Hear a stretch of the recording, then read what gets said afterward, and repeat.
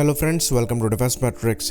तो जैसा कि हम जानते हैं, इंडिया और यूएस के बीच में इंजन डील साइन होने वाली है, जिसके अंतर्गत जनरल इलेक्ट्रिक के F414 इंजन इंडिया द्वारा रिसीव किए जाएंगे और इंडिया में ही बनाए जाएंगे। तो इसको लेकर कुछ ही दिनों पहले न्यूज़ आई थी कि करीबन 80% ट्रांसफ़र ऑफ टेक्नोलॉजी यहाँ पर होगा और कुछ की एलिमेंट्स के TOT की बात यहाँ पर करी गई थी। तो इस टॉपिक को हमने डिस्कस नहीं किया था, इसलिए इस टॉपिक के बारे में आज हम चर्चा करने वाले हैं।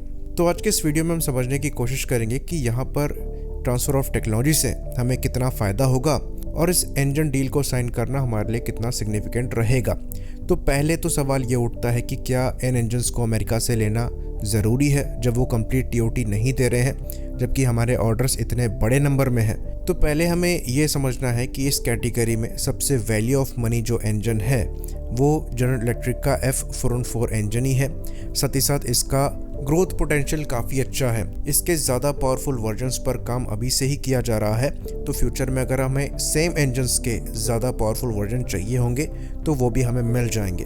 तो क्योंकि कोई और कंपनी भी अपने इंजन्स को लेकर कंप्लीट ट्रांसफर ऑफ टेक्नोलॉजी नहीं करेगी, तो हमारे लिए F414 ही बेस्ट ऑप्शन था, क्योंकि हम इसके जो प्रीवियस वर्जन है F404 ये पहले से ही अपने LC-33 में यूज़ कर रहे हैं।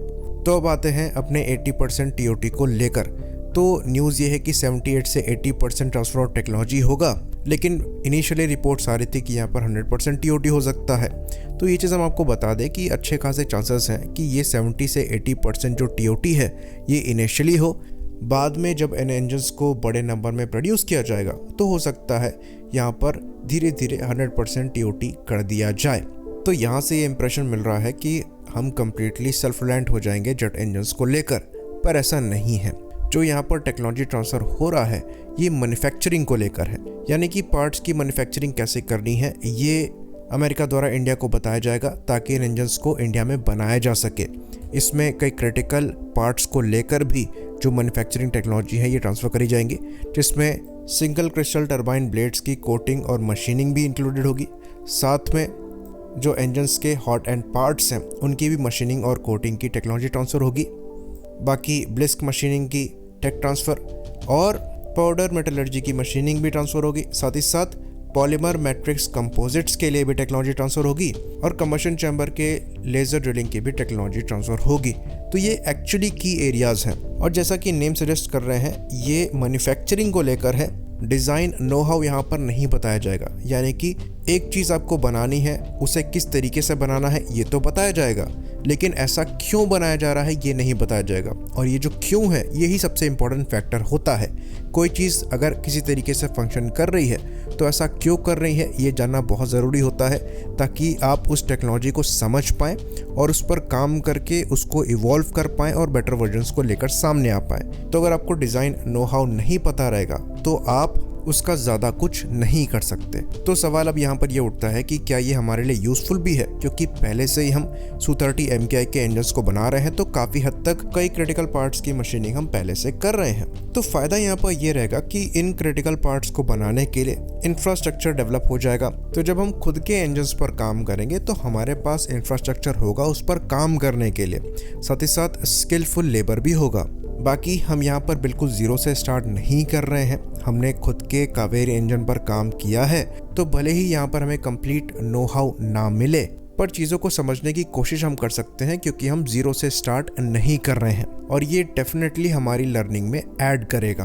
तो ये चीज़ हमें मान के चलनी है कि कोई भी कंट्री हमें उनके जेट इंजन्स के IP राइट नहीं देगी। इवन GE के इंजन्स के IP राइट भी जनरल इलेक्ट्रिक के पास ही रहेंगे, और अगर हमें एक्स्ट्रा इंजन्स बनाने हैं तो उसके लिए जनरल इलेक्ट्रिक से परमिशन लेनी पड़ेगी।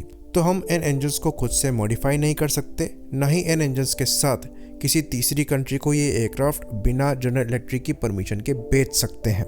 हाँ, एक चीज़ हो सकती है कि इन इंजन्स के अगर हम डिफरेंट वर्जन्स पर काम करना चाहें तो ये हम जनरल इलेक्ट्रिक के साथ मिलकर कर सकते हैं। तो ये फ्यूचर में देखने वाली बात होगी कि अमेरिका के साथ हम जेट इंजन्स को लेकर कितना आगे बढ़ते हैं, पर इसके साथ में हमें पैरेलल में इंडिजिनस इंजन के प्रोग्राम को लेकर चलना पड़ेगा और अपने खुद के इंजन्स बनाने पड़ेंगे। और इसके लिए सबसे पहला काम हमें ये करना है कि कावेरी इंजन्स के प्रोग्राम को हमें बंद नहीं करना चाहिए और उन इंजन्स से हमें सेटिस्फैक्ट्री परफॉर्मेंस निकालने की कोशिश करनी चाहिए।